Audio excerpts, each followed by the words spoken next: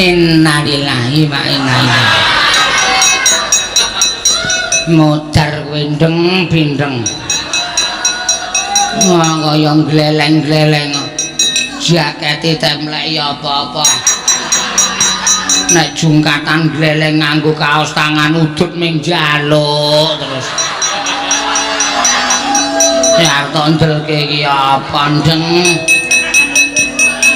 diajar bolos dewa modar kowe aduh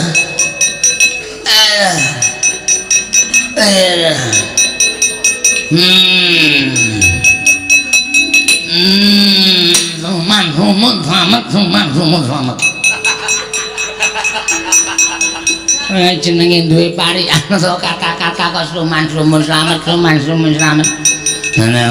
malah pancen ampunan kowe mungsa sapa Prabu Baladewa Mbah Prabu Baladewa nggih hendake mundur kula bludrek mundur kok senjake bludrek enggak omongan kula ora jelas hendake bumet nilai mundur Raden Barakutara mundur kula kumangka menang ketemu Ale Baladewa iki wong menungso cangkeme rusak kula ya matur heeh ayo Baladewa sing eno mati ning aku piye ning muni ngono apa Baladewa aku ya muni kula muni maksud ngoten gawe senengane Sembrono karo Prabu Baladewa kok dijak gocek Sembrono wae kandhane dereng andal mari meneng ae iki mangane mayu nyanyi oh dar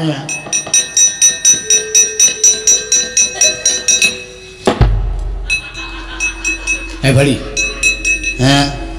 Bali ora banyak tukang raimu ya lho Mbah kon mulih kok ngeyel mulih wintenane karo satpame mulih kowe tuwekan Bali ora ora muni mboten tumut napa-napa Bali ora Bali keceki motor kene iki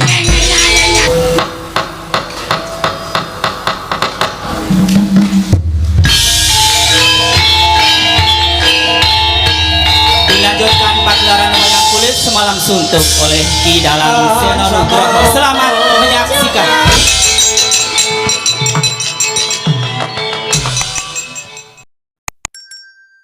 Indra Luntompo ora liwat pangestu lan tampanono kula Indra kula pun dinggo jimat paripih dayanana ing kasantosan apa dene sira penyarian prayogakna nggone ngadhep penyarian kawula nuninggi Rama Pukulun sampun boten kirang-kirang wiswanipun ingkang putra pun penyarian namung kepareng kula ngaturaken sembah sumung keping pangabekti kula kunjuk sandhapa padha paduka Rama Pukulun iya penyarian Luntompo akarya bombong tiasulun ora liwat pangestu lan tampanono pun dinggo jimat paripih dayanana ing kasantosan Yama Dipati prayogakna nggone ngadhep ngarsa ulun Yama Dipati kawula nuninggi Rama Pukulun sampun boten kirang prayogi anggen kula ngabiyantara ngersa paduka Rama Pukulun Bathara Guru namung denan sak sampunipun kepareng kula ngaturaken sembah sumong keping pangabektinipun ingkang putra pun Yama Dipati kunjuk sandhang padha paduka Rama Pukulun iya Yama Dipati Luntompo akarya bombong tiasulun ora liwat pangestu lan tampanono kula pun dinggo jimat paripih dayanana ing kasantosan Rama Pukulun sembahan kula Kakang Narada Kakang Resi Kanika Putra punapi di mesti kemawon andhatosaken kejut raos manahipun Kakang Resi Narada krana dinten sak mangke sanes pepanggihanipun para Jawata ingkang pendak dinten dipun wontenaken madyaning Bali Martikunda ewadene ingkang rayipun Manikmaya ngaturi rawujing ngandika Kakang Resi Kanika Putra madyaning Paheman Bali Martikunda manik dinten sak mangke menika Kakang Narada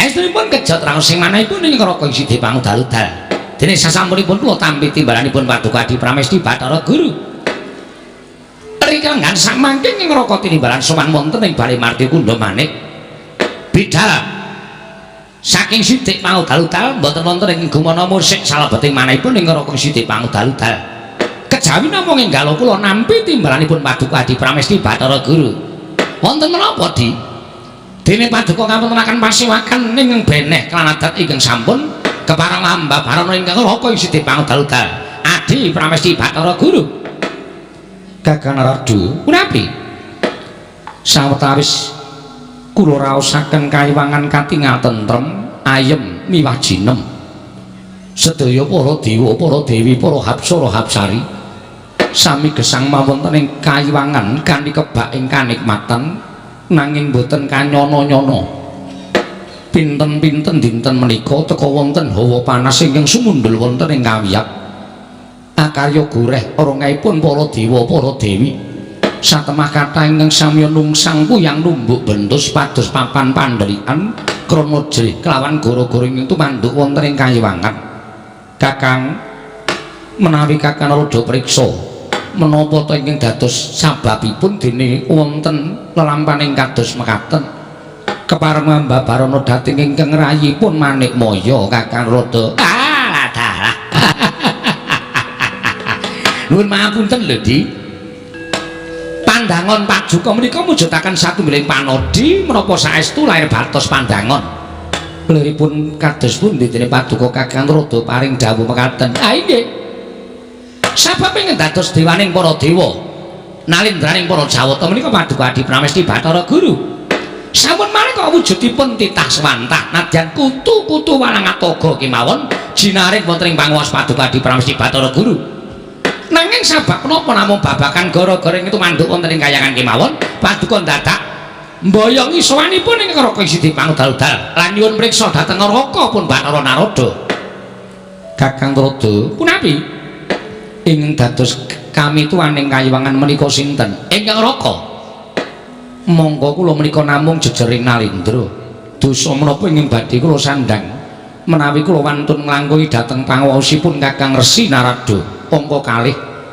mboten wonten jamak limrahipun ing atasipun kula menika ingkang ngadamel cangkriman teka kula ingkang ngambatang cangkriman menika piyambak tentu kemawon wonten ingkang ngambatang cangkrimanipun ingkang rayi pun Pramesti Bathara Guru wonten ingkang kula dapuk nyangkrim menika namung jengandika Kakang Rada mula kula semanggaken dhateng Paduka Kakang Resi Kanika Putra nggih namun nuwun sewu lho menawi pambatanganipun ing raka ing sithik pangudal-udal menika mboten cocok kalian penggalih Paduka kula nyuwun mapunten Di mboten dados menapa Kakang saking paningalipun raka ing sithik pangudal-udal kula nyuwun sewu gara-gara ingkang tumanduk wonten ing kayiwangan menika estunipun wonten pinten-pinten perkawis pinten-pinten kawis upaminipun menapa kemawon setunggal wonten wujudipun lemah sangar kayu waeng menika ugi saged ndadosaken gara-gara wonten ing kayiwangan monggo kula tingali mboten wonten lemah ingkang sangar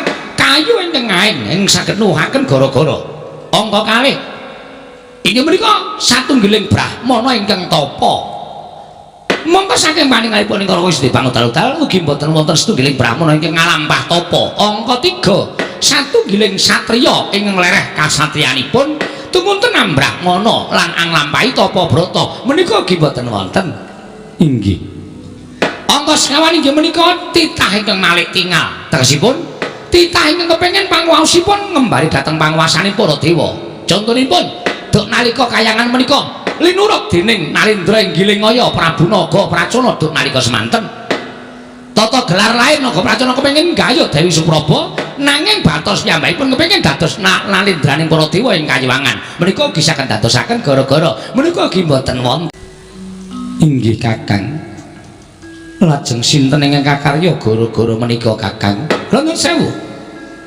menawi ingkang raka badhe munjuk atur sapa Paduka Adi Pramesti Bathara Guru langkung prayogi menapa mboten langkung sae menawi Paduka Adi Pramesti Bathara Guru langkung rumiyin ingkang paring dawuh mangke kula jumbuhaken kalian manahipun ing raka sithik pangudal-udal Di mekaten munggahakenipun ing raka sithik pangudal-udal pun Bathara Narada Adi Pramesti Bathara Guru Kakang Narada punapi menapa ing Paduka dawuhaken menika wonten setunggal ingkang sisip lha nipun kados pundi Paduka paring dawuh mboten wonten satria ingkang ngalampah tapa.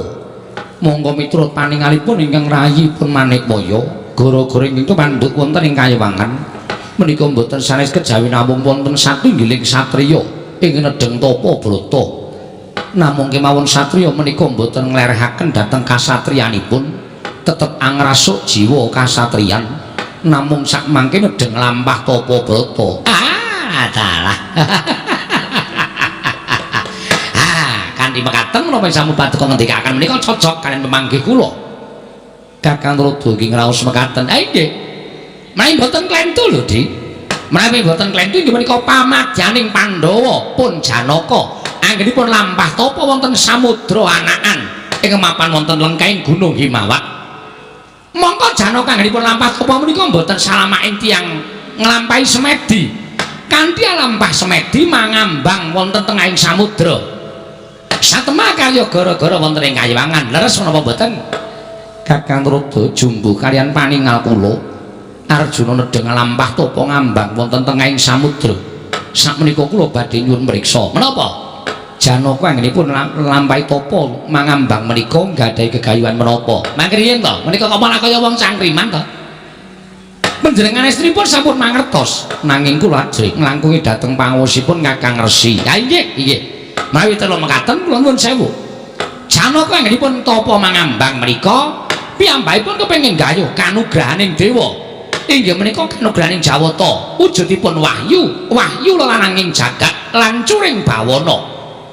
Monggo Janaka menika rumaos sampun trep lan sampun jumbuh kaliyan kasatriyan ingkang sampun tinampan. Kewajiban kasatriyanipun Janaka menika sampun komplit. Piyambakipun tau tate dados jagoning dewa, mangrurah Satru Murka Prabu Niwata kawaca wonten ing Kayewangan. Tur tulalabuhanipun Janaka tumraping jagat menika inggih sampun boten saged dipun pical mawi cacahing driji. Sampun marambah makaping-kaping titah ingkang angkara murka menika sedaya dipun sirnakaken dening pun Arjuna. Mila sampun satrepipun menawi Janaka menika anggayuh wahyu lananging jagat. Gumantung dhateng Paduka Adi Pramesti Bathara Guru badhe maringaken wahyu menika dhateng pun Arjuna menapa wonten penggalian sanes saking Paduka Adi Pramesti Bathara Guru. Kakang wonten dawuh miturut Kakang Resi sampun jumbuh lan sampun trep. Inggih. Dhateng sinten malih cobi? Wahyu lananging jagat menika badhe dipun paringaken kejawi namung panengahing Pandhawa. Inggih menika pun Arjuna. Kakang Rada kasinggihan mekaten. Mila istrinipun kula sampun menggali babagan kanugrahan ing badhe kula tedhakaken wonten ing Madyapada. Wondene kanugrahan menika inggih winastan wahyu purbaningrat. Wahyu purbaningrat kasinggihan mekaten. Kakang Rada kejawi wahyu menika dados wahyu lananging jagat. Esunipun wahyu purbaningrat menika kinarya jangkepipun wahyu cahyaningrat. Lho, wahyu cahyaningrat kasinggihan mekaten. Menapa Kakang Rada supe nalika ingkang rayi matedhakaken wahyu inggih winastan wahyu purba sejati.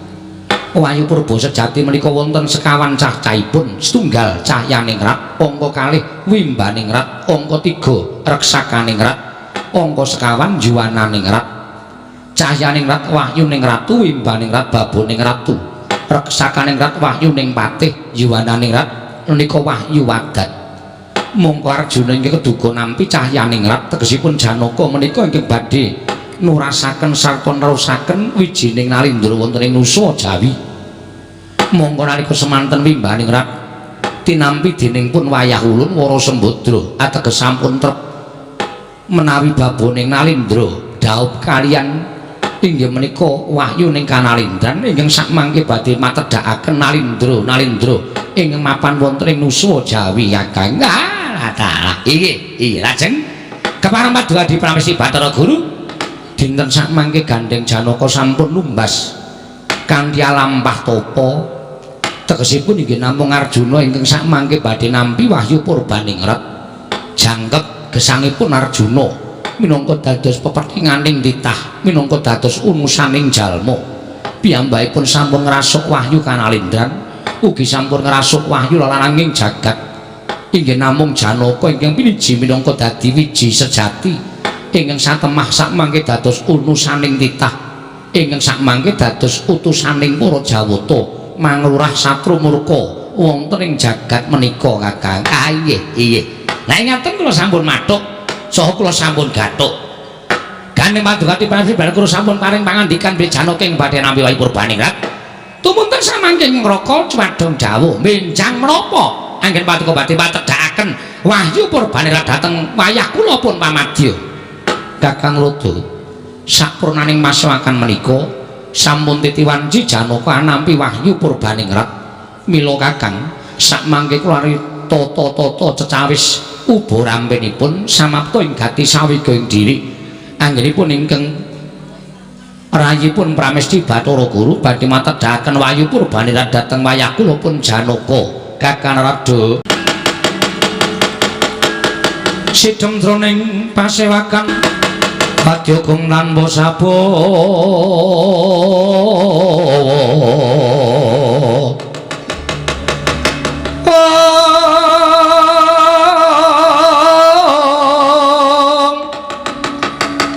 kapraban dening Sang Nalendra Tama mangu-mangu mangonengi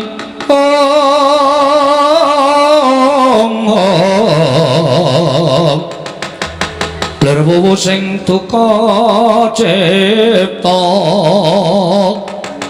ber putih mandana raras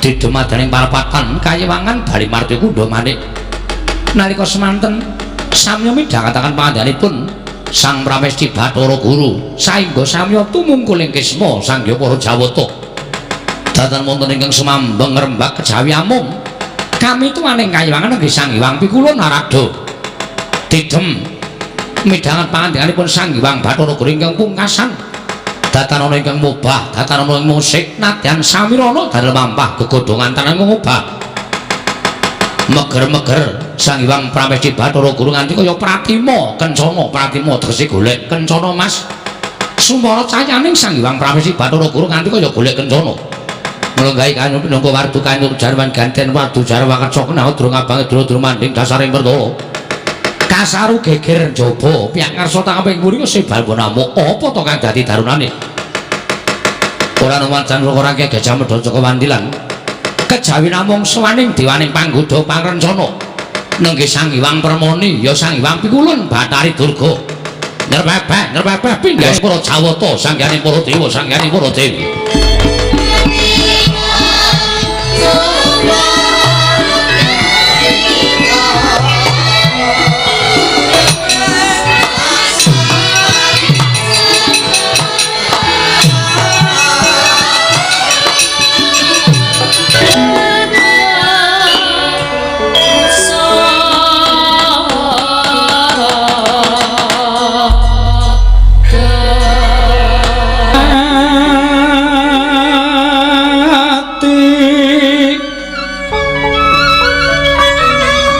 Sinongwati jagat kinari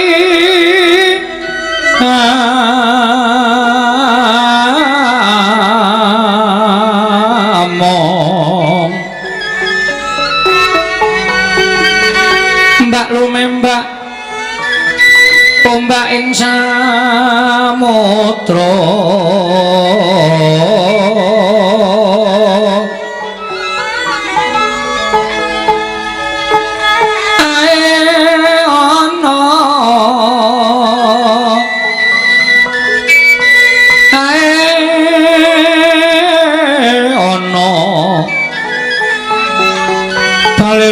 tamrak kanggeng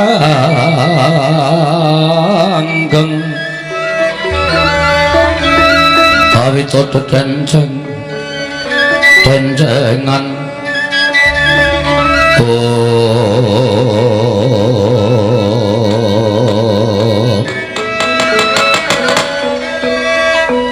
ngomong sidam sekaring bangun langgeng Kakang Rada Ramedi menika mboten pangling dereng ngantos pun manggen kula ndhawuhaken timbalanipun ingkang rayi teka menika wonten sowanipun Pandya Betari Durga inggih pun permoni Kakang. Kencang warudaya mak pong mbok bolong kali cedhe sapa sing gawe. Inggih kasinggihan mekaten menika pun permoni ingkang sowan. Wah, kek ana apa bocah iki kok sowan yahene? Wedha mongko le nyandang lah kok wah meblok kaya ngono. Tumunten ngati balana di menapa migatosipun? Kakang Rada kula aturi lenggah ingkang langkung mrayogi. Ya inggih ngesnaken dawuh. Durga permoni padha kanthi harja saprapta kita ning Kayiwangan Suralaya permoni. Tobat. Sode selikur dina pukulon tan sami ning ngawidadan. Nek sami kula sowan kula kepareng kula katuraken sembah. Semoga memang bekti kula njur ngersa paduka Hyang Adi pukulun. Ya Durga Lontama. Ora liwat pangestu Lontampanono. Kula pun dinggo jimat paripe ndayana ning kasantosan pukulun. Berkencang warudaya Durga padha samet. Mengetunipun Hyang Rada wilujeng bekti kula konja pukulun. Ya Lontama. Pangestu Lontampanono ya permoni. Kula pun dinggo jimat paripe ndayana ning kasantosan. Ana wigati apa kita sowan? Mara kakek matur marang Adi Pramesti Bathara Guru Pandya Betari Durga. Nun inggih ngestaken dawuh pukulun. Durga, kula wonten timbalan. Ana wigati apa? Dene kita sowan tanpa ulun timbali, ya bener kita kuwi dadi ganeping jawata. Tridasa Wataknawa. Nanging papan kita ana ing jagat. Mula pendak-pendak kita sowan kudu nampa timbalan ulun. Nanging ya kene titik lungguhan samengko. Kita mboya ulun timbali teka munggah ana ing Kayiwangan Betari Durga tumuli matur marang panjenengan ulun. Sawu-sawu kalepatanipun ingkang abdi tadah wadana pukulun. Ya ora dadi apa Durga ingkang sepisan sowan kula ngersa paduka Hyang Adi pukulun menika ngaturaken sembah pangabekti kula kunjuk ngersa paduka. Ya Lontama. Akarya bombong tias ulun dene tunggap angka kalih. Estunipun kula menika namung badhe nyuwun mriksa pukulun. Menapa kula menika tasih winengku dening paduka pukulun? Lirik kita matur kaya mengkono. Tobat. Kula menika kemutan saderengipun kula menika dipun sotaken dening paduka Hyang Adi pukulun Pramesti Bathara Guru. Kula menika pun wujudipun Bathari Uma. Ingkang nalika semanten saged angrubuhaken bebeteng jiwa kadewatanipun Hyang Pramesti Bathara Guru. Mekasan paduka tansah gandrung-gandrung kaliyan kula. Iya. Durga ulun isih kelingan. Nalika semana pancen ulun nganti ora ngerti marang jiwa ulun yen to minangka dadi dewa. Wekasan sasar susur tumindak ulun marang jeneng kita. Tobat. Menawi mekaten paduka tesih kemutan bilih. Anggen kula tansah ndon tresna paduka Hyang Adi pukulun menika ngantos nuwuhaken jabang bayi ingkang samangken derek kula gesang wonten ing Madyapada. Inggih menika putra paduka pun Dewa Srani. Iya. Menawi ngaten paduka tasih ngakoni menawi Dewa Srani menika putra paduka. Iya ulun isih ngakoni lamun Dewa Srani kuwi atmaja ulun Durga. Matur sembah nuwun pukulun. Dene sowan kula nesa paduka Hyang Adi pukulun menika wonten gandeng cenengipun kan putra paduka pun Dewa Srani. Gandeng cenenge kelawan atmaja ulun Dewa Srani. Kasinggihan mekaten. Banjur apa kang dadi wigatine? Pukulun mugi anggatos ing kawuningan. Sampun wonten pinten-pinten dinten menika Dewa Srani tansah nangis wonten pepangkonipun ingkang abdipun Bathari Durga. Piyambakipun mutah dhateng kula. Gandeng Dewa Srani menika midhanget bilih dewa menika badhe matedhakaken kanugrahan. Inggih menika wujudipun Wayu Purbaningrat. Wayu laranging jagat lan curing bawana. Tumuntun Dewa Srani samangke mutah dhateng kula bilih piyambakipun menika kepengin dados laranging jagat lan curing bawana pukulun. Ngantos kula ndhakaken pikiranipun Dewa Srani menika piyambakipun boten purun trimangen datali murga tersipun nglampos diri menawi Dewa Srani boten saged gayuh wujuding Wayu Purbaningrat. Mila ingkang saking menika pukulun sawanipun ingkang abdipun Betari Durga wonten ngarsa paduka menika menawi paduka menika tasih ngemuti bilih Dewa Srani menika putra paduka. Mbok inggih wonten sukunulaning penggalih paduka maringaken wahyu menika dhateng pun Dewa Srani. Awon menapa menawi putra paduka menika ingkang dados laranging jagat lan curing bawana. ateges saged anyembuh dhateng kuncaning asma Paduka Hyang Adi Pukulun minangka dados tiyang sepuhipun pun Dewa Srani Pukulun. Durga kula wonten dawuh ulun lagi wae rembugan kelawan Kakang Narada lamun sejatine wahyu purbaningrat lelaranging jagat mau mbuya bakal tinumput marang Dewa Srani. Sabab ngene Durga, wong kang bakal nampa wahyu mau tegese wis akeh lelabuhane tumraping jagat. Luwe-luwe syukur bagi bisa labuh tumraping kayuwangan. Lah saiki ulun nyuwun priksa kelawan kita, apa to lelabuhane Atmaja Ulun Dewa Srani marang kayuwangan sayekti durung ana. Apa lelabuhaning Dewa Srani tumraping jagat sayekti uga durung ana. Duh nyono cerak nyono yen to nganti ulun maringake wahyu kelawan Atmaja Ulun, sinengguh ulun kuwi dewa ingkang mboya adil, dewa ingkang ora bisa kinarya patuladan. Mula kang sangka kuwi ya Bathari Durga, yen to Atmaja kita ya Atmaja Ulun Dewa Srani kepengin kedunungan wahyu kudu gedhekake lelabuhan tumraping jagat, kudu gedhekake lelabuhan tumrap jiwa kasatriyane. Iku ingkang wajib dilakoni dening Dewa Srani. Ora kok banjur dumeh Dewa Srani kuwi Atmaja Ulun tumuli Dewa Srani bakal nampa wahyu saka panjenengan ulun. Mengko sinengguh ulun kuwi dewa ingkang ora adil, bakal dipoyoki dening para titah, bakal dicacak dening para titah ing mapan ning jana luka. Mula kang sangka kuwi Durga, yen to sowan kita nyuwun kelawan panjenengan ulun Dewa Srani supaya kedulungan wahyu purbaningrat sing gedhe pangapura kita. Ora jeneng pun ulun ora tresna kelawan Atmaja Ulun, nanging sayekti ulun kudu laku adil, ulun kudu manjing minangka dadi nalendraning para dewa ingkang ora kena banci ndimbang siladan. Mula mat Dewa Srani kandhanana tuturana supaya nggedhekake lelabuhan luwih dhisik. Lamun Dewa Srani mboyan duwe lelabuhan sayekti taunana windanana, Dewa Srani ora bakal kedunungan wahyu tekan jaman apa wae. Pandya Bathari Durga. Yaya sinipe netra kocak mundarandir hidup nyomangolon Joko Wadanani rombranang ing bato-bato man ngarep Paduka Hyang Pikulun jebul pinanggipun kula rami pangandika Paduka ing mekaten menika kula wandadosaken tatu lebeting manah kula. Kula tampi Pukulun kula tampi pangandika Paduka menika ateges anggen Paduka ngakoni bilih Dewa Srani menika putra Paduka menika namung kandhek wonten ing mangucap wonten ing kababar wonten ing pakarti. Mboten lair batin anggen Paduka ngakoni Dewa Srani menika putra panjenengan. Nyatane anake duwe pepinginan wae bapakne ora minangkani Bato-bato. Keloro-loro raos ing manah kula Pukulun Paduka sampun boten tresna kaliyan Dewa Srani. Dinten samangke malah kula nyuwun pamit Dewa Srani badhe kula pejahi piyambak kula.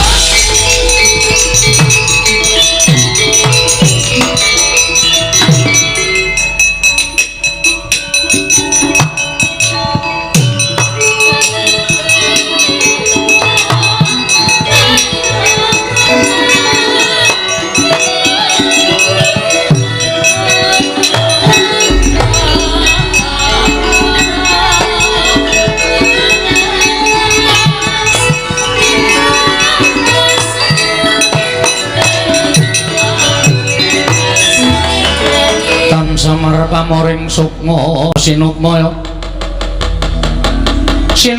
winaya ing asapi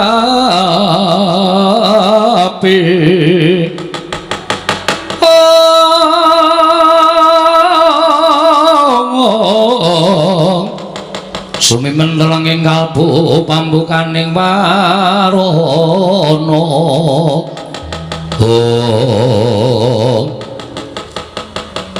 Durga susu mundak keseluruh dalan buntu mboya payuga lamun kita bakal paring pidana kelawan Dewa Srani jer Dewa Srani ora luput. Kajengipun badhe kula pejahi kula sampun matur nek Dewa Srani ora kelakon kedulungan wayu dheweke arep golek dalaning patimbangane Dewa Srani anak kula menika nglalu wong kula pejahi piyambake mawon Bato-bato panjenengan menika maring pangandikan ngakoni nek Dewa Srani menika putra panjenengan ning kabeh mau goroh. Kala wase wau namung goroh. Panjenengan mboten ngakoni putra panjenengan pun Dewasrani. Nyatane Dewasrani badhe nyuwun wujud dengan anugrahan kemawon panjenengan mboten maringaken batobat. Sakit mana kula. Iya Durga. Iya. Iya dos pundi? Nyatane ya ora iso mituruti panjaluk anak batobat panjenengan iku boyo krasa. Biyen dek jaman panjenengan nika ngayonake mbokne piye ora? Batobat. Awan ora nggo bengi-bengi ora nggo awan. Nek ora ketemu Betari Uma bingung. Nek ora semanding Betari Uma bingung ning bareng saiki anak-anak batobat ora ngakoni karo anake dhewe menika piye piye. Sakit mana kula mulun sakit. Mendak dina krangkring. Tak kira nek nggawa jebul ming bel tok. Batobat. Ngajeng griya menika nganti jeblok tinggo tindak Bathara Guru mengko kepengin ngiri-iri karo Betari Uma. Saniki barang wis lakon anak-anak. Batobat. Ngakoni anake wae ora gelem. Anake duwe penjaluk wae ora minangkani panjaluk. Anak menika terus pundi? Wong tuwa sing piye? Oh, Mas Tunomo Sidak mboten hong. Kula nyuwun pengin pangandika Paduka. Iya Durga. Ulun bingung, mboten sak bingung. Samenika kula aturi menggalih. Awrat pundi Janaka kaliyan pun Dewasrani? Menawi awrat Janaka, kula nyuwun pamit Dewasrani badhe kula pejahi. Ning nek awrat Dewasrani putra panjenengan, Wayu Purbanirat kedah dipun tampi pun Dewasrani pukulun. Ing Pandhita kang kinarwangsit pindha kumbang ngajaping dawang. Oh iya to Durga, yen ulun kudu madheg minangka dadi wong tuwa, wong tuwane Dewasrani. Mula kita wajib nekseni apa kang dadi ucape Bathara Guru seksenana jagat saisine. Lamun dina samengko Bathara Guru bakal maringake Purbanirat kelawan Dewasrani. Ya, mangke yen, Di.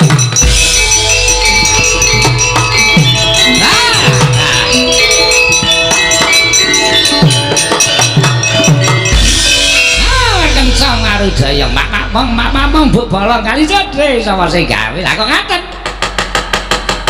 Wah, lah panjenengan nika dos pundi lho, Di? Panjenengan nika dewa. Monggo nalindraning para Jawata mboten ketak mboten kenging mencra-mencre kaya banyu tumempang godhong senthik. Dereng dangaken Paduka paring dawuh badhe marangaken wayu menika dhateng pun Janaka nanging bareng sawanipun Durga. Tumuli malih paningal panjenengan maringaken wayu dhateng pun Dewasrani menika dos pundi? Ingkang leres ingkang pundi?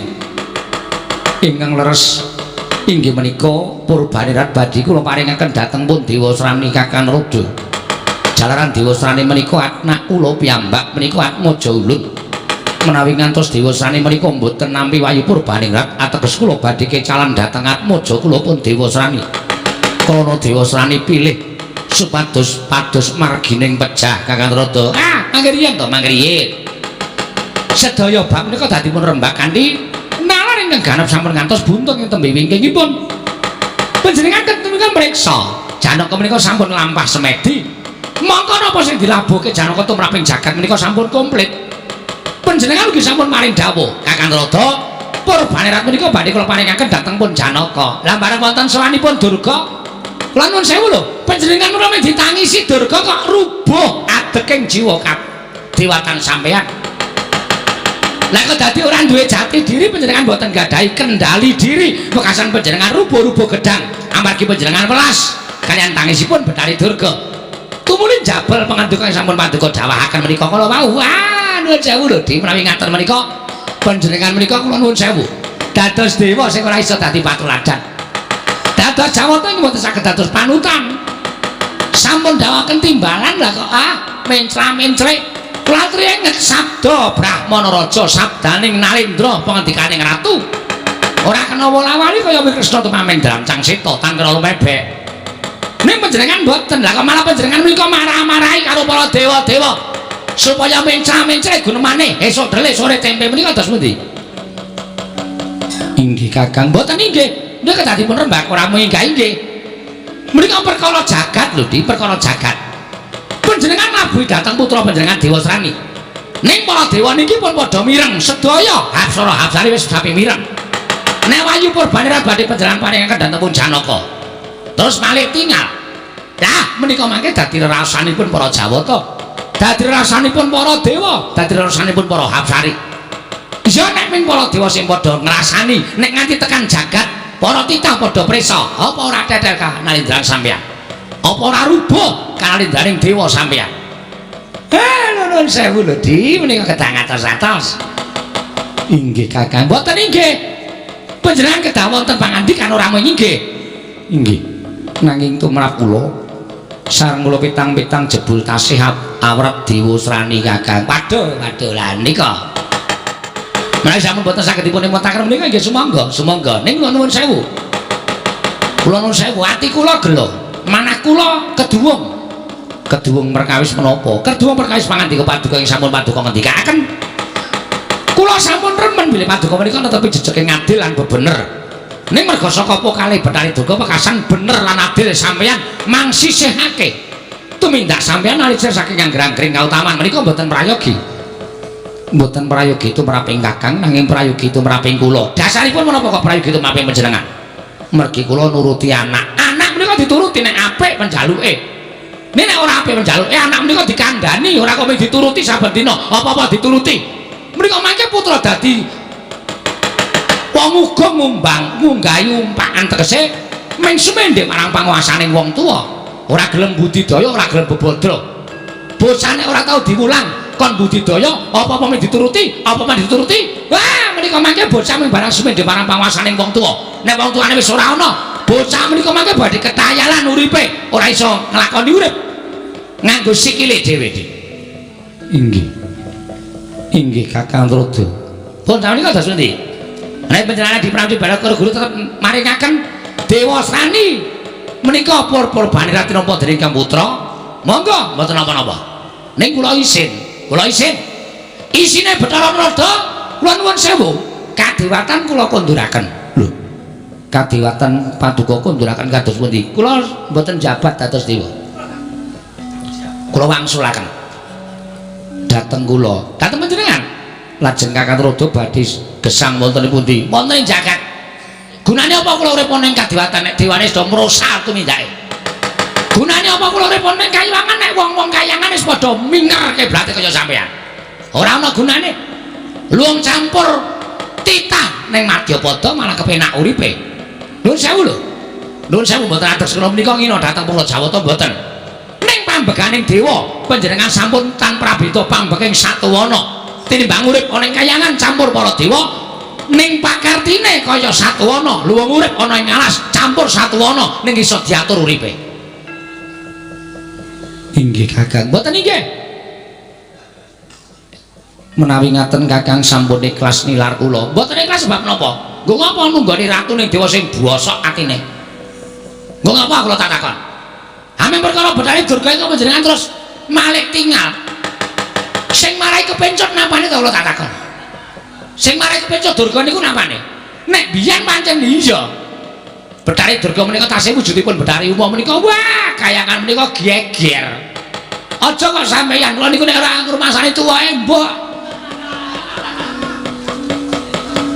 ning gandeng sampeyan sampun ngayunaken Bathari Uma inggih kula temo ngalah ning saiki kula aturi penggalih lho Di mumpung tasih padhang rembolane mumpung tasih jembar kalangane monggo to kula aturi ndandosi dhateng pangandika paduka sampun ngantos tetel kamal kadewatan paduka namung awit saking keseluruh tumindake ing klintu lho Di menawi Kakang Trada sak mangke ngaten kemawon badhe ngiklasaken kadewatan sumangga kula tampi kadewatan paduka Kakang Trada menika sampun kula tetepaken bilih kula badhe maringaken wahyu menika dhateng pun Dewa Srani menawi Kakang Trada mboten cocok menawi Kakang Trada mboten mathuk kenging Kakang Trada lereh kadewatan kula aturi nilaraken kayangan Suralaya Kakang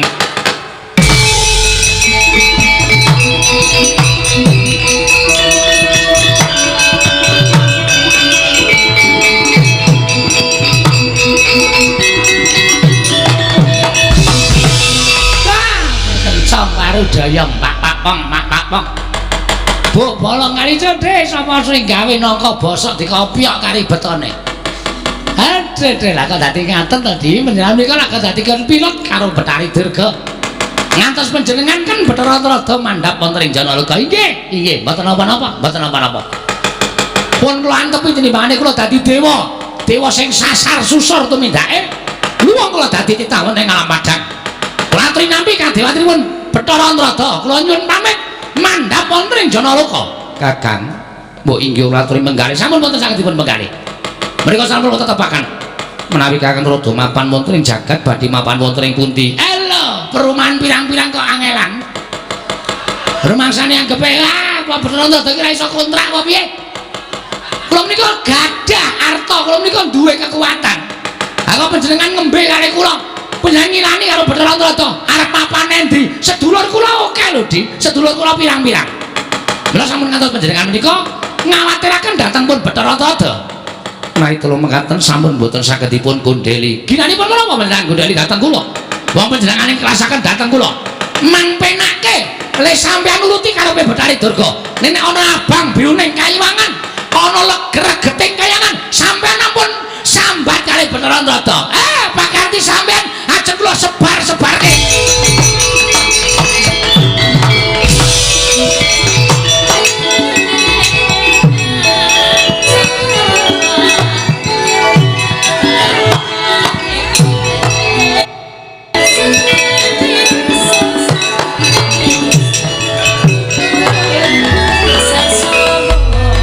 Buta Pandhawa tata gati Wisraya Indriyaksa Sara Maruta Pawana Bana Margana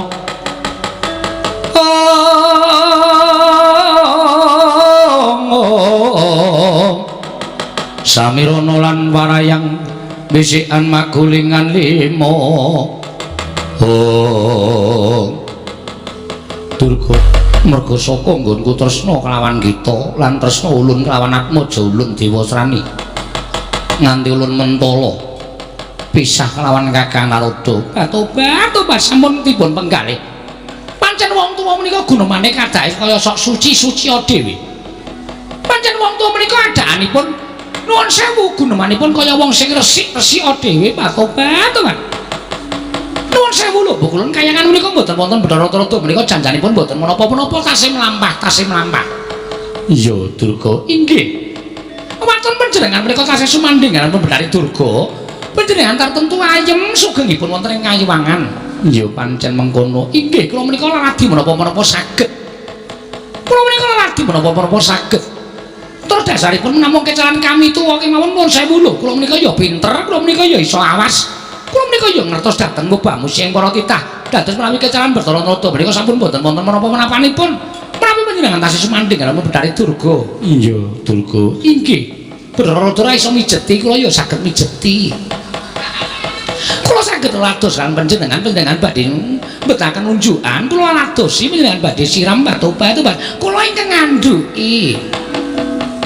Iya, Durga. Inggih, panjenengan kula ajeng ngendikanipun groyok kados mekaten.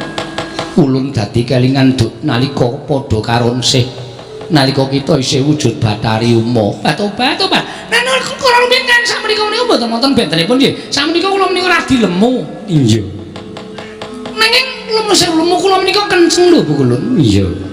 Iya, Bathari Durga. Inggih, mboten glombrot. Iya.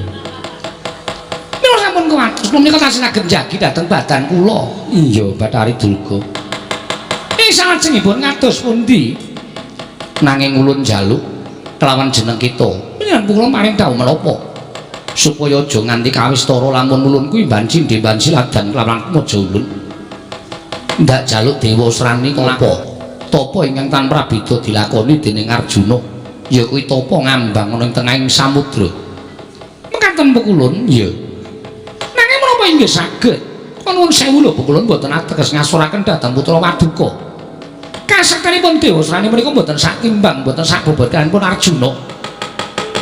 Menawi Janaka saged apa mangambang wonten tengahing samudra, nanging menapa inggih putra Waduka Dewasrani saged nglampahi semedi kados ingkang dipun lampahi dening pun Arjuna Bu Kulun. Tertentu piyambakipun badhe kerem wonten tengahing samudra. Menika ingkang ngwantosaken dhateng manah kula Bu Kulun. Kita aja kuwatir. kita bakal ulun paringi ngampil titian ulun Lembu Andini. Lembu Andini mengko dititi dening Dewa Srani lan supaya nglakoni tapa ngambang ning tengahing samudra. Kanthi cara mengkono Dewa Srani ora bakal kerem ana jroning samudra. Batobat, menapa menika saestu? Iya, durga ulun paringi ngampil. Ngestaken dawuh ulun, ngestaken dawuh.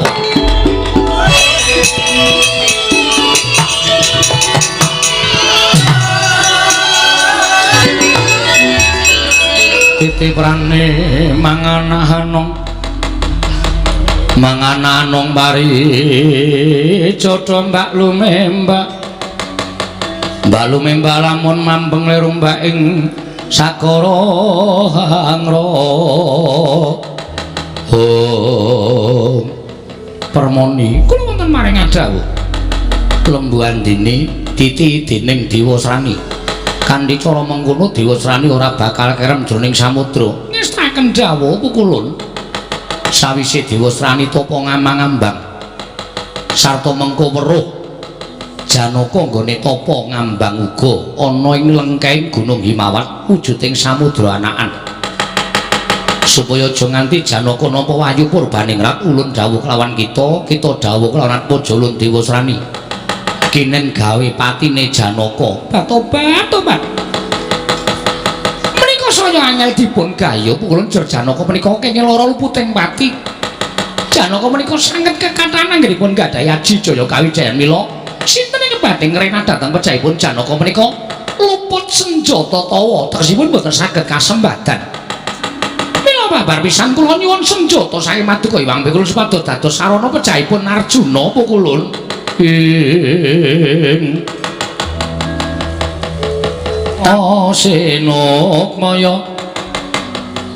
Senokmaya winah ya ing asepi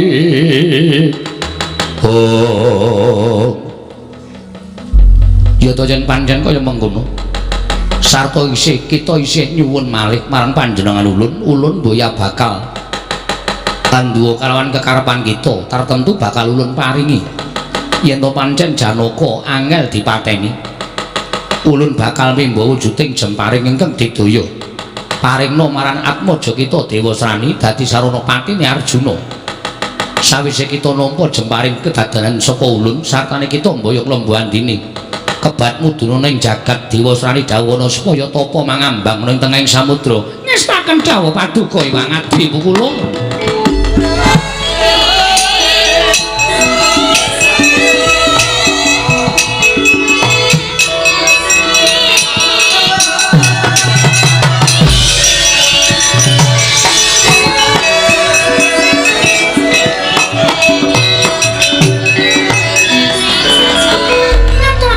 Ing tanpa pepinsa Paduka kaliyan putra Paduka pun Dewa Srani ngantos Paduka ngicalaken wujud dewa wujud jemparing kados mekaten nyuwun pangapunten nyuwun amit pasang Kalimantabit sampun ngantos panjenengan pasang tulak sari jemparing kula beta mandhap dados sarana anggenipun anak kula alam patapa saha damel pejahipun Janaka pukulun.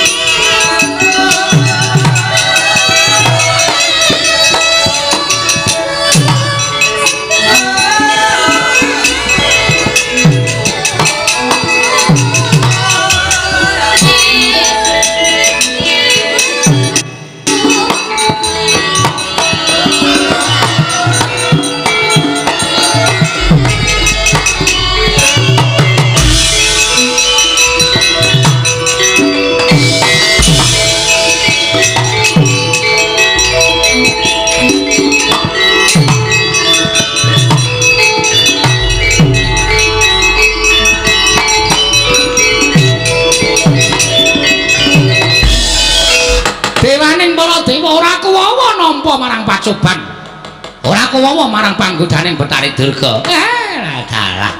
Tobat. Lah kok jebul bener ngendikaning para sepuh, ngendikaning para kaki-kaki nadyan wujuding titah. Jebul godaning kuwi ana 3 perkara godha jagat sing abot kuwi 1 bondo, 2 derajat, 3 wanita. Kuwi bondo wekasanake sing padha malik paningali kejuwuren derajat pangkat mongko ora kuat nampa derajat pangkat adat saben sok malik paningali sing angka 3 iki anggere kegodha wanita lah mongko imane ora jejeg upama imane jejeg ya simin sing ora jejeg wis dadi ora karo-karuan ayo sajan wis hei nggo karepe dhewe tenan ulun karep tuwa-tuwa kaya ya tau kapusan lah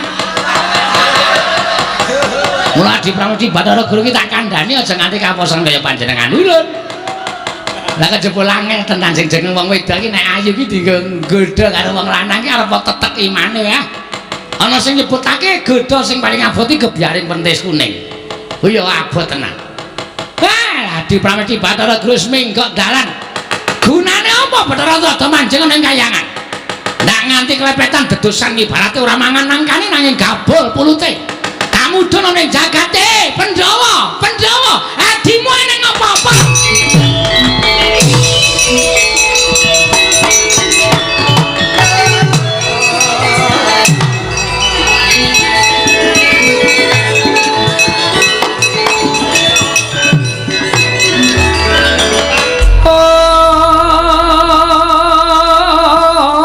Sikra bala kang tumingal pangcampo samya madali lernate pileting gata dan nyanggung manguncang niti benjang sangaji meja latinyo ngedali wuwus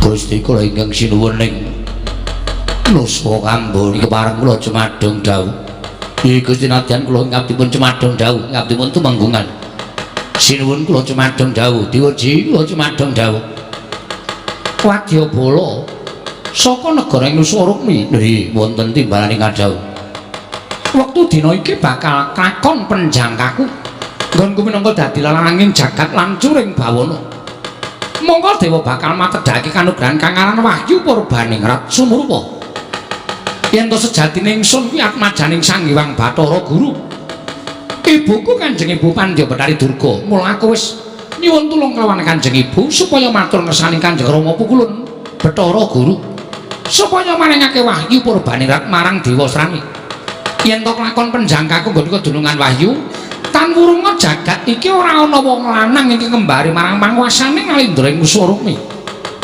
mekaten Gusti ya pancen mengkono mula kang sangka kuwi dina samengko mung kari ngrantu marang rawuhe Kanjeng Ibu yen Kanjeng Ibu wis rawuh ana ngarep aku lan bisa ngaturake apa sida lan orane aku nampa wahyu yen pancen sida kedunungan wahyu aja wedi kangelan kabeh para wadyabala ndak kaparengake suka-suka mangun sukaning manah seneng-seneng ropian-ropian ring perlu aja nganti ngetung entek ing brana picis sak seneng-senenge para wadyabala maharga nggonku bakal entuk kanugrahan ngono nggih ngestaken dawuh menawi kula mekaten menawi sampun paduka dawuhaken kula badhe kula candhi nggo jimat Gusti kula ingkang sinuwun Prabu Dewa Srani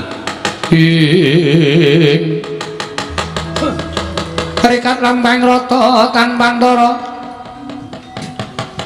prateng sukuning argaram kang tumingal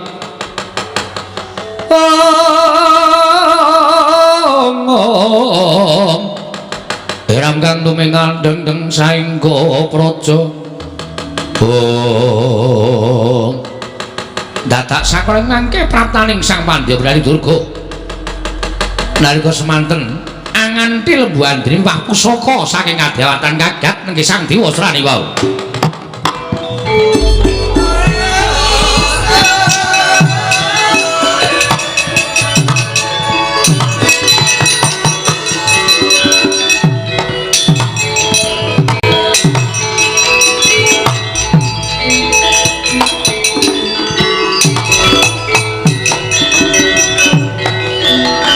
mangka angglo sesumbar Lendo bumi konceng kumaluduk kontor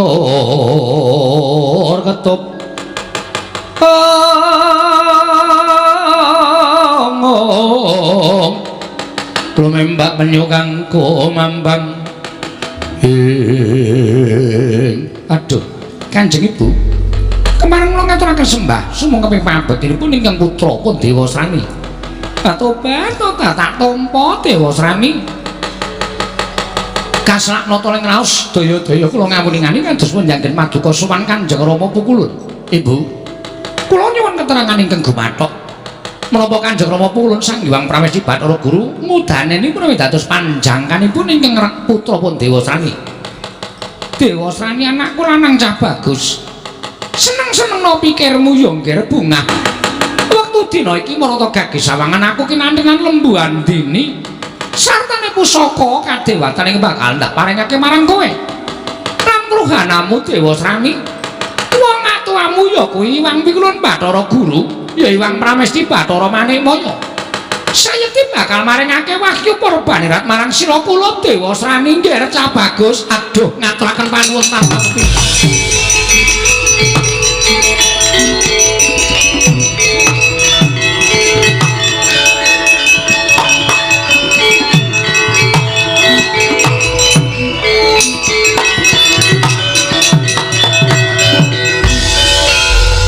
ingatan tetelo badhe kacembadan panjangkanipun ingkang putra pun Dewa Srani. Nanging aja seneng-seneng dhisik ya Dewa Srani. Nggonmu bakal entuk wayu iki mengko kudu nganggo pitukon. Pitumbasipun menapa?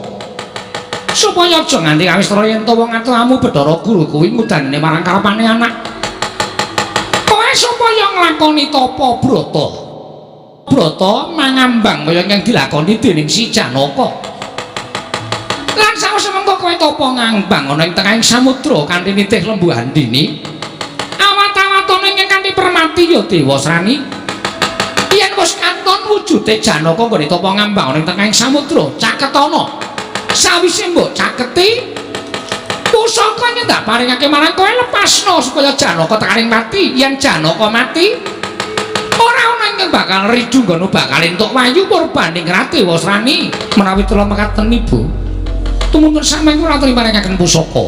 Saha kula badhe nganti lembu andini prapta wonten ing telenging samudra. Ing putra aja nglampahi tapa mangambang wonten tengahing samudra. Sartite ngati-ati duga-duga digawa aja ilang kaprayitanmu ya Dewa Srani. Pusaka jembaring taman ana lembu andini kanthi manjing telenging samudra. Lho nggih, ngestaken dawuh nyuwun pamit Ibu. Sing ati-ati aja kaya bocah cilik.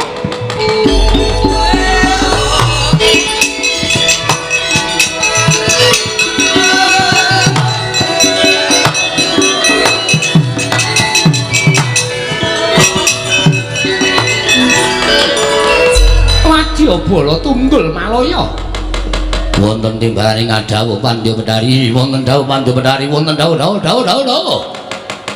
aja dikangelan bantunen bendaramu supaya entuk kasembadan wujuding wahyu Purbaning nggih kanthi sarana kowe jejaga ning tepis wiringing utawa ing gising samudra papan manggone tapa bendaramu Dewa Srani.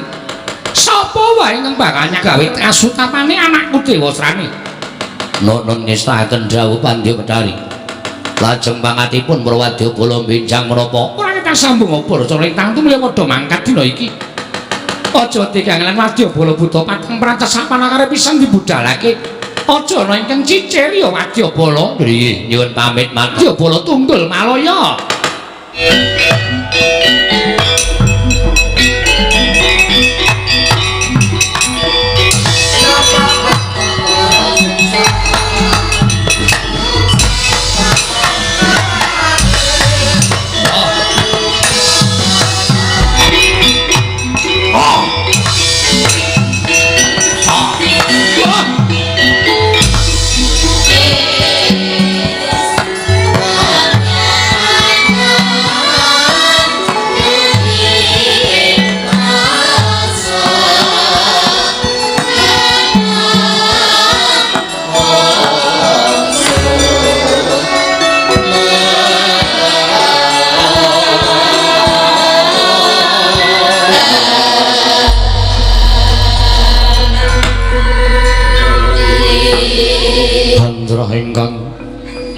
puspitorum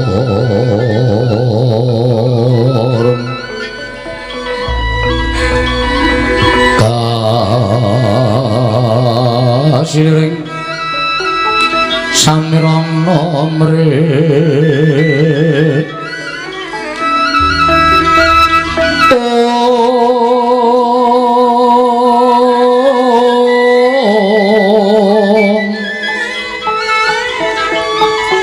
sekar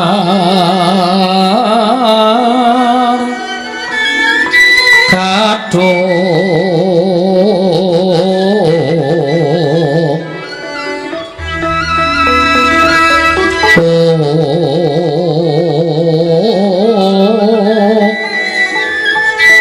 nas kandanyo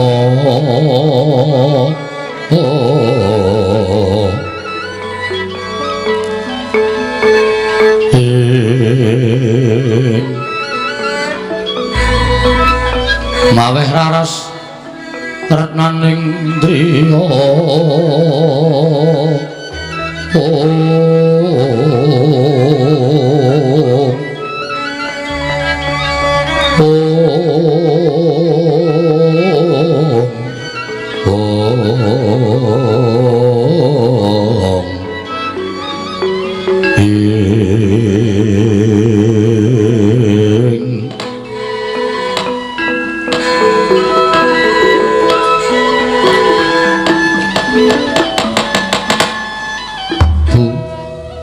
sawetawis lenggah wonten ing praja Ngamarta rayi para ngaturaken masegan Koko Prabu kekalih. Yai sampun tampi karya Bombong raos sing manah. Yai sampun tampi karya Bombong raos sing manahipun ing Raka Mandura. Kresna kakangku Baladewa kakangku aku ngaturake basaku Werkudara ndak tampa. Ya Werkudara ndak tampa. Koko Prabu nantrangan bekti kula kunjuk Koko Prabu kekalih.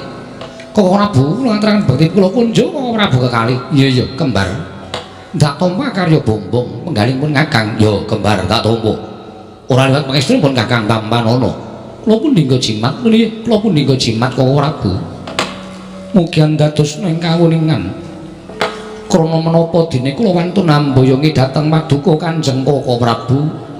Ngemuti dhateng lalampanipun para Pandhawa ingkang embet kaliyan kadang Paduka ing Madukara Punarjuna ingkang sampun sawetawis wekdal mboten sowan wonten ing praja Ngamarta. Malah aturipun para abdi miwah nayaka tuwin punggawa ing Madukara. Kadang kula ugi mboten kundur wonten ing kasatriyan. Sampun dungkap tigang candra etangan enggalan dinten sakmangke menika Koko Prabu.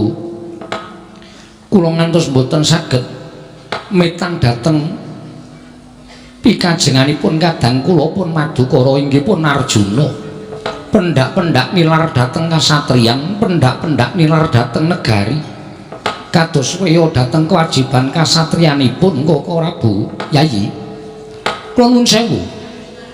Ing mestinipun radi tuwuh tandha pitaken salebeting manahipun ing Raka Indrawati menika malah Paduka Yayi Prabu.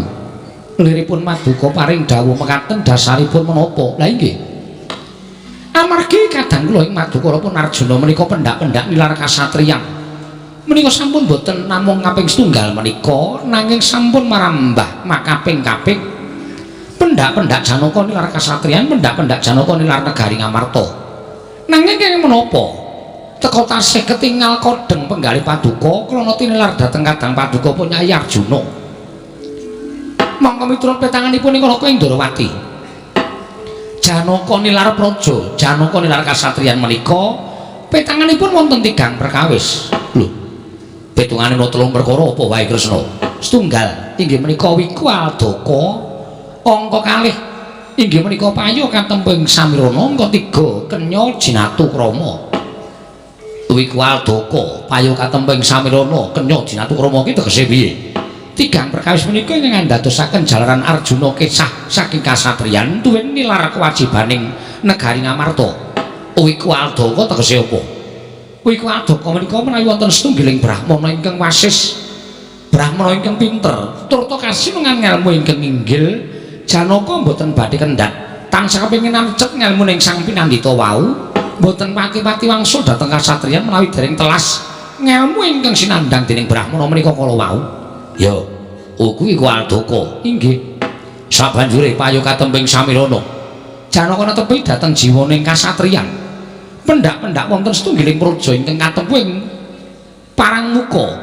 Upami wonten setunggiling negari ingkang badhe dipun bedah dening Nalindra ingkang watak Angkara Budi Candala, Arjuna mboten kendhat.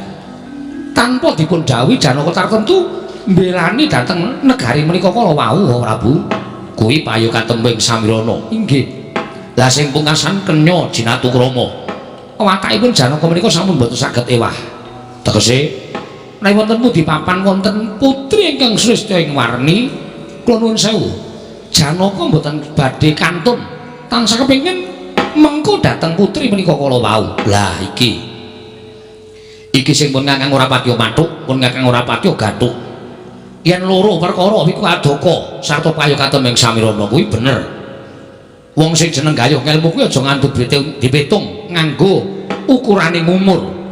Watone isih bisa tumangkar pamikire, isih iso kumrembyah astane, jangkahake suku.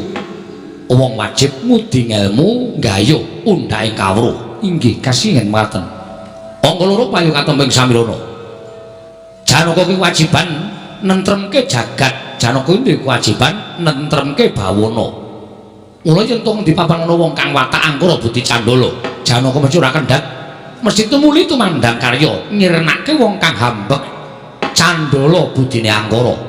Ning sing angka 3 kuwi sing pun Kakang ora patiya mathuk. Ya kuwi kenya Jinatukrama. Gusti to. Janaka kuwi pira garwane? Wis akeh banget. Monggo pendak-pendak Janaka rabi wong wadon, pendak-pendak Janaka rabi karo wong wadon kuwi janjane sing lara ora kok sapa-sapa, ning dulure awake dhewe, ya kuwi Sembadra. Sembadra kintenmu werda dhewe, minangka dadi garwane kadangku Janaka mesti dadak lara ati yen to krungu bojone rabi meneh. Lah kuwi lho aku sing ora patiya cocok. Aku sing ora patiya gathuk kok Prabu. Nggih. Arjuna menika ugi mboten badhe ngawu gawar ngawur. Tegese Arjuna menika mengku garwa menika dipun tintingi calon garwanipun. Menawi wanita menika kala wau kegaduhan wahyu ingkang badhe anjunjung derajatipun piyai kakung, Janaka tertentu badhe mengku garwa dhateng wanita menika kala wau. Ning menawi wanita menika kala wau namung ngasoraken derajatipun piyai kakung dados jalaran neraka tumraping piyai kakung, Janaka mboten badhe mengku garwa nadyan menika kasustiani warnanipun ngungkuli dhateng widodari. Oh ngono. Inggih. Mila Janaka menika mawi pitung mboten kok agan tumindak ing datan petang menika mboten. Ning nganggo digelar lan digulung. Ya pancen kaya menapa Kakang manut. Lan sae kersane gaya sami aji kepiye? Koko Prabu. Nadyan paduka ngaturaken mawadan tigang perkawis ingkang dados jalaran kadang kula nilar dhateng kasatriyan tuwin negari Ngamarta. Nanging kula suwun kanthi sanget Koko Prabu, sampun kinten sak mangke Pandhawa gotang. Krana kirangipun kadang kula panengah, monggo Koko Prabu kula aturi ambudidaya miwah ambudi sarana. Supados sak mangke kadang kula saged kundur wonten negari Ngamarta Koko Prabu.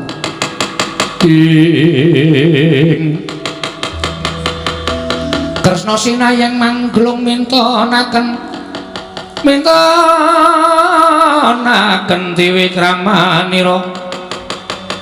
Dewi Kramanira kang kumitiran ing asta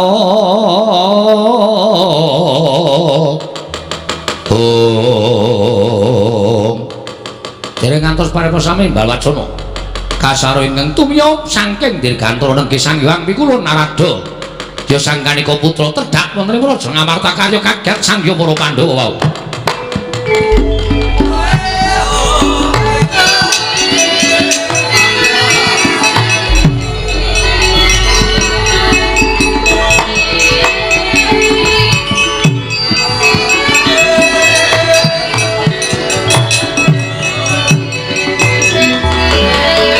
Narada dedali ketunya kaleweran kender mungking samudra laya Sinau dening Sang Hyang Baruna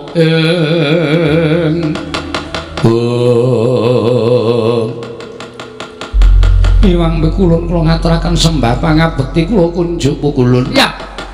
Darma Kusuma ulun tampa karya Bombong Tyas ulun pangekulun Tampanono ya kula Yudhistira. Kula pun dinggo jimat pariping dayana ning ngasantosan. Pukulun ngaturaken sembah pangabekti kula kunjuk. Ya, Kresna ulun tampa. Pukulun ngaturaken sembah pangabekti kula kunjuk. Ya.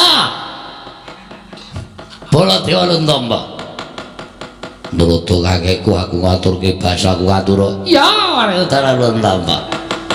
Pukulun ngaturaken pangabekti kula kunjuk. Pukulun ngaturaken sembah pangabekti kula kunjuk. Ya, nek Kresna ulun tampa karya Bombong Tyas ulun. Wonten menapa pukulun dene paduka tedhak wonten ing Madyapada. Menapa badhe paring pidana dhateng ingkang wayahipun punta sagatang. Aja kaduk ati kajron penampa. Yen tulun mratong ning negara Ngamarta iki ora pisan-pisan barang bakal paring pidana marang jeneng kita kula Puntadewa sakadang kadheyan. Nanging mau bakal mbabar sarta ulun bakal menehi ngerti lawan kita kula para Pandhawa. Mesti wae kodheng penggaling Puntadewa apa dene Werkudara lan kembar. Sabab wis watara suwe. Ya kuwi kadang kita ing Madukara ya si Janaka nggone ninggal kasatriyan Madukara apa dene ninggal kewajiban negara Ngamarta. Inggih kasinggihan mekaten. Lajeng menapa wonten sambung rapetipun kaliyan Paduka Hyang Adi Pukulun? Ana merga Pratala ana ing negara Ngamarta iki bakal menehi ngerti menyang endi to dununge adimu si Arjuna. Pukulun ngaturaken panuwun ingkang tanpa pepindhan. Ing mekaten tumunten kula aturi paring dawuh kadang kula menika mapan wonten ing pundi ngene ya, Ken. Sayekti kadang kita si Janaka mau ora kok tumindak ingkang ora prayoga. Sarta nuruti marang diri pribadi mau mboya. Nanging Janaka golek ganeping kanugrahan. Gandeng kadang kita si Arjuna kuwi wis kedunungan wahyu ning ratu. Mula ora jeneng aneh lamun kudu golek ganeping wahyu ning ratu ya kuwi wahyu langing jagat lan curing bawana. Kanthi alaku tapa ngambang ning tengahing samudra anakan ing kemapanan ning sukune Ngarga Himawat. Watara suwe Janaka nggone tapa ngambang mekasan kapresanan dening Sang Hyang Jagat Girinata. Sang Hyang Jagat Girinata paring dawuh yen to wahyu Purbaningrat bakal tinampa dening si Arjuna. Nanging durung nganti rampung babak anglayani jujul anusuli. Sowane Pandya Betari Durga ingkang ngaturake yen to anake lanang Durga kang aran Diwasrani patutan kalawan Hyang Prawedi Bathara Guru ya kepengin kedunungan wahyu Purbaningrat. Lah tumuli malih paningali Sang Hyang Jagat Girinata. Wahyu ingkang sekawit badhe kaparingaken marang si Janaka menggok dalan bakal diparingake dening si Dewasrani. Malah nalika semana ulun presa dhewe yen to adimu lanang si Janaka dina iki paribasan ancik-ancik pucuke ngeri. Merga Dewasrani didhawuhi supaya dadi jaran patine si Janaka, aja nganti Janaka dunungan wahyu Purbaningrat. Ya wahyu langing jagat. Kanthi sarana patine Janaka mengko ingkang dibantu dening Adi Prawedi Bathara Guru. Wahyu Purbaningrat bakal turipa ana ing Nalendring Tunggul Malaya ya kuwi si Dewasrani nggih Darma Kusuma.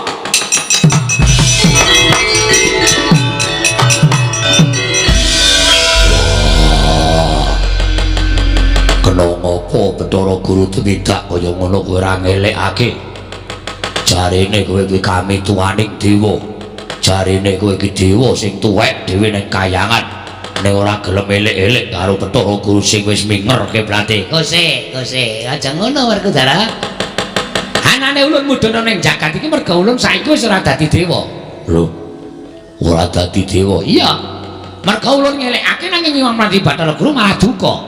Tumuli kadewatan ndak aturake marang Hyang Prawedi Bathara Guru aku mudhana ning jagat. Lho, ulun sampun boten dados dawata. Ora. Lho terus dilapake? Lajeng kami tuwaning kayangan sinten? Wis ora urusan aku wis ora ngerti sapa dadi kami tuwa sapa sing dadi duka. Wis ora pro. Ulun ora ngurusi babagan kayangan Suralaya.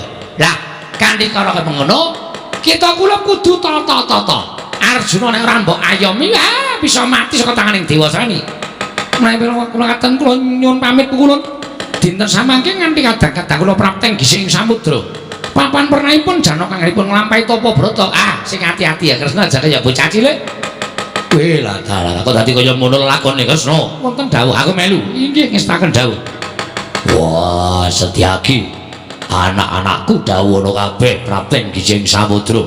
Sapa sing ganggu gawe kasutapane Janaka? Ora usah dadak taren karo aku. Sampurnano mriki ngestaken dawuh. Bangkat dina iki kuntret. Nggih, ngestaken dawuh.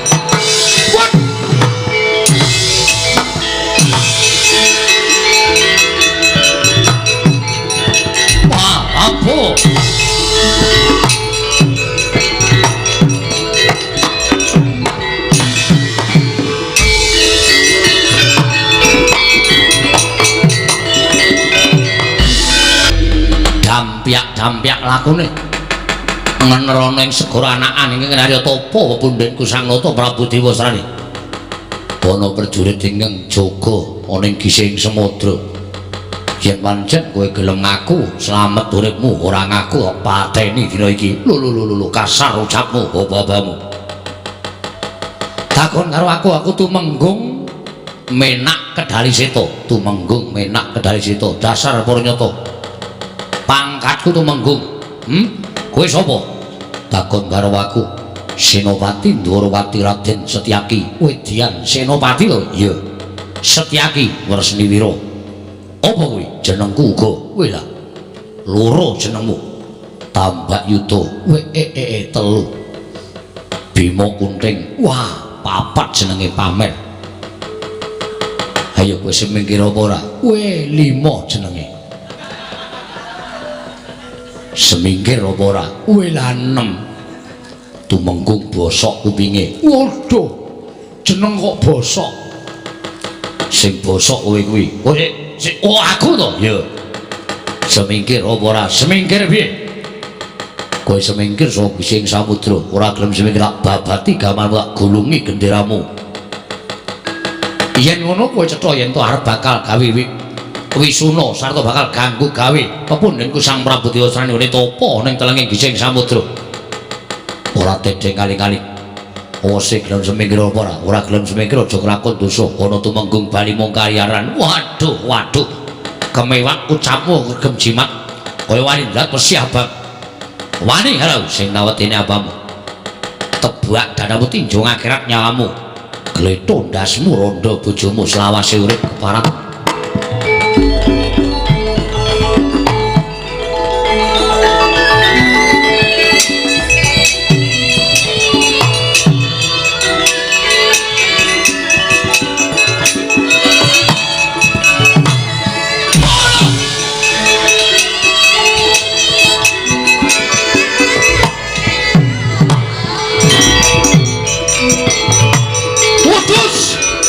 Edian kaget kan.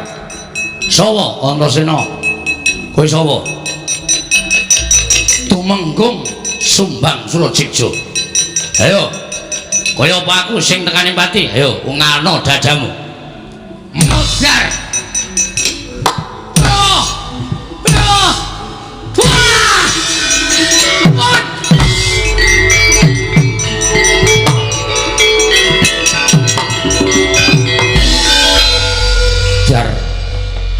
Tak go mlebu bumi tak pendem sisan.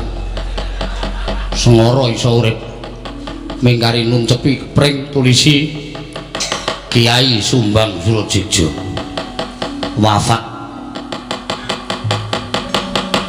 dina iki. Kang aja mundur Kang. Prajurit Tunggul Malaya pirang-pirang diadepi Kang.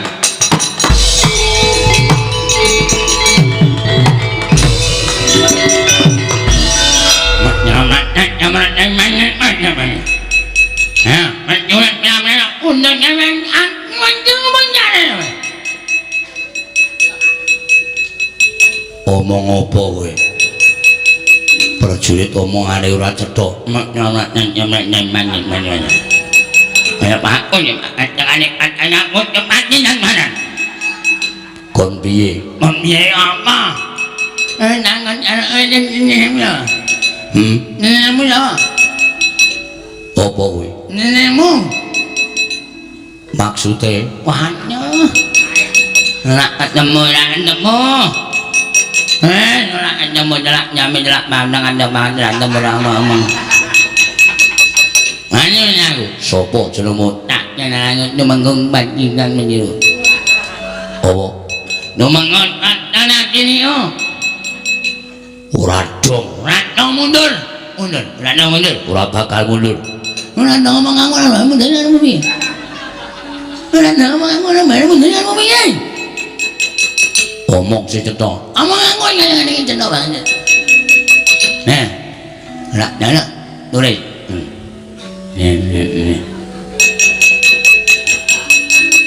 Jenengmu sapa? Nyak Setyaki. Setyaki. Iya. Nang ngene. Apa? Nang ngene. Apane? Apane nengolmu mlanyake? Nang ngene. Ora dong. Ngene.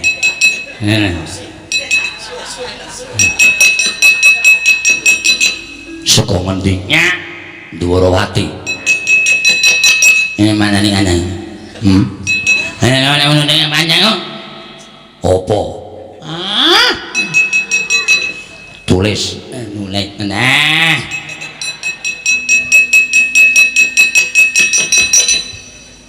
Kowe sing mundurke kandaku. Iya, dasar mloto. Nah. Mek nanya aku nek bener nyanyi wae. Apane? Aduh. Tulis. Nulis Jawa banget. Ditulis Jawa banget. Ampurendek. Piye? Ampurendek. Kapurendek nanya. Hah? Apane mani? Kowe apa aku sing tekani mati? Iya. Yen mestine kowe. Duluan. Apa? Duluan. Apa? Duluan. Sing cetha cangkeme dipenerke. Sing cetha. Durung aruan. Lah kuwi cetha. Mulane omong rasa cepet-cepet ndak kami sosolen. Jenengmu sapa? Aku Dodo.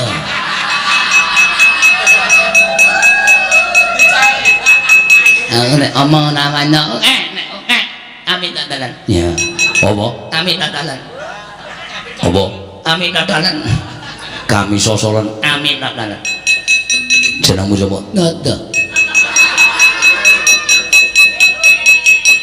Ayo ngejak apa? Perang nyatan namanya.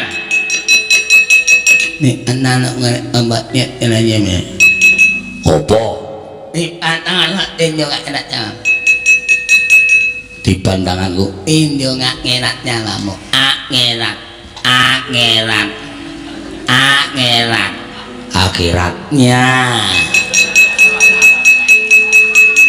tinjau gak enaknya kamu tinjau akhirat nyawamu tuh nyawamu sing dadi nyatane.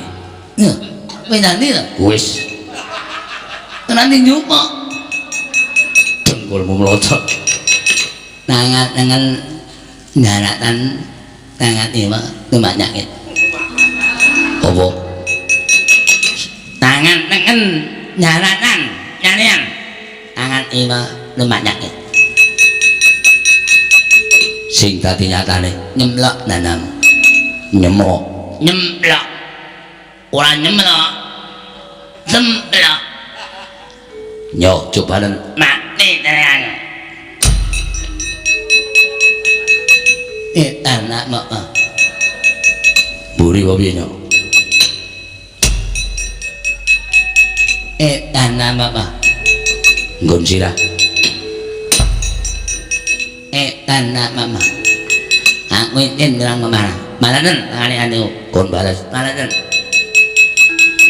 Nek mati dinyok ilengau ulit meneh. Nah, ana. Mati dari aku. Mati cemana ngene yo.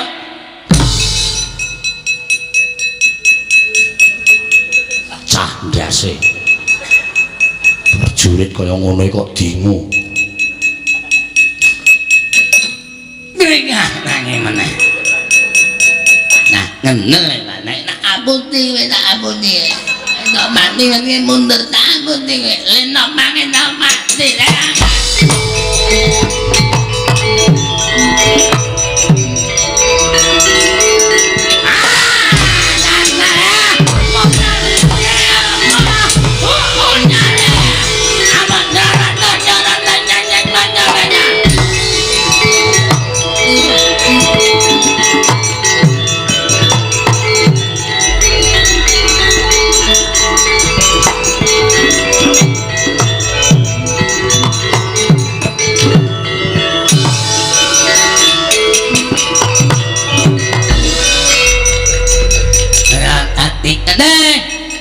Mangit tadi kedeng.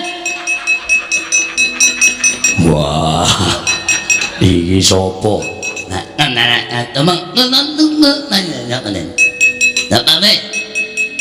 Wah, piye? Ya apa? Raden Werkudara. Raden Werkudara. Yang yo kakak pindah yo tundek mati ya. Iya. Ayo. Wow, Joko ki apa? Ayo kaki. Aku kalano. Nggih, aku kalano. Tapok tenan Werkudara katut tunangan jejuna jaran. Dan mentul. Ayo kaki.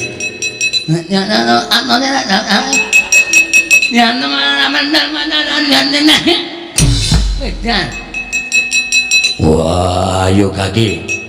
Kalahno aku. Nang pemarang, ayo, malah tenau. Cah ndasmu. Tangi meneh.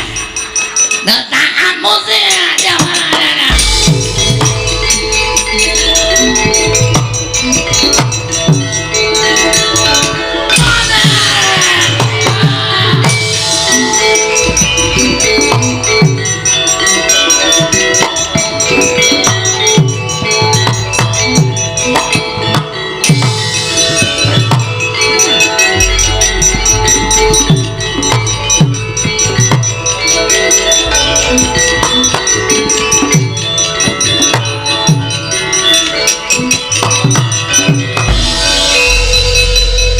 Werkudara kok perang kok kalah iki?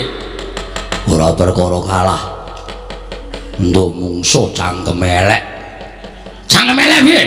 Omongan ra cetha. Gaweane ngapusi. Hak tendang ketoke mati, tangi meneh aku diantem saka mburi, meh krungkep isin. Werkudara kok kalah? Ora kalah. Ming wegah golek mungsuh ya sing digdaya ora saimbang. Ora sak traju. Mungsuhe kaya apa? Maju arep jajal. Iblis anak. Mundur ke wadya wis kono ngamar aja. Nata Mandura Prabu Baladewa Jayadi.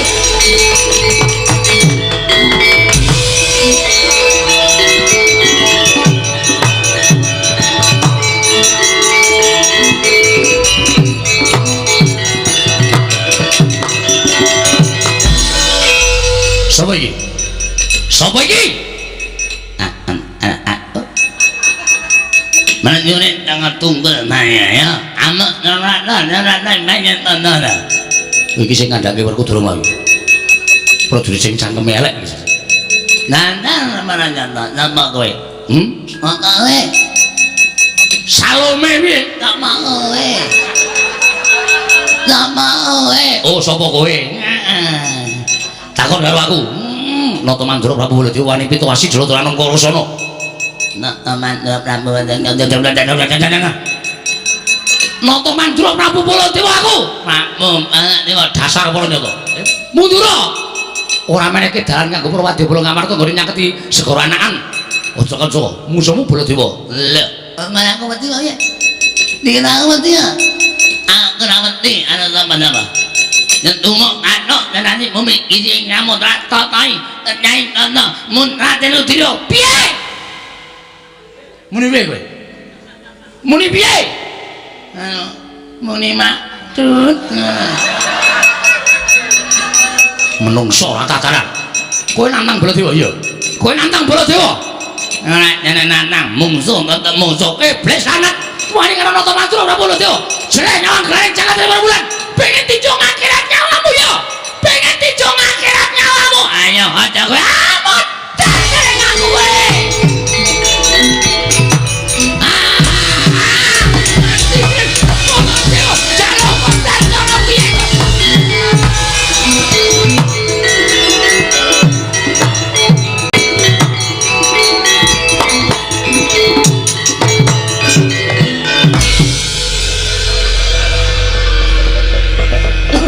innalillahi wa inna ilaihi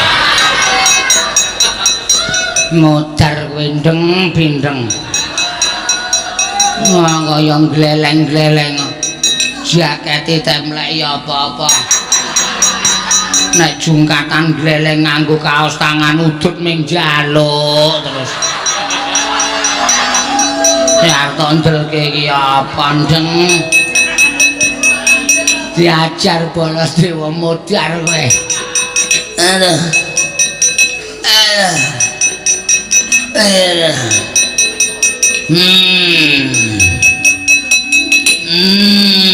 Suman.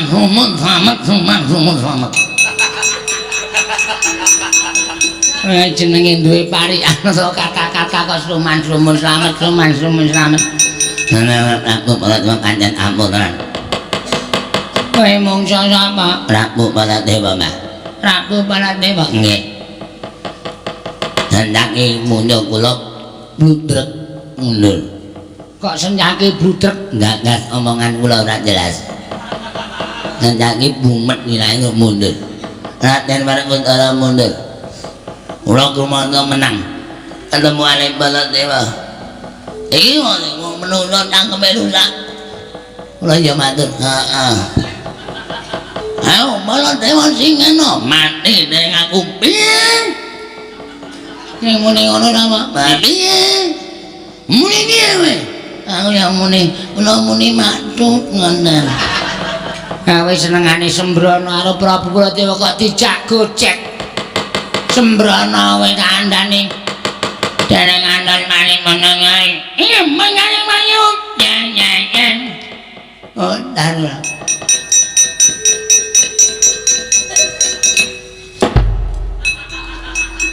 Bali. Bali. Ora banyak tugange raimu. Ya lho Mbah kon mulih kok ngeyel. Mulih wintenane karo satpame mulih.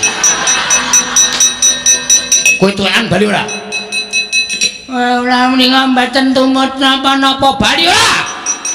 Ora Bali keceki motor kene iki.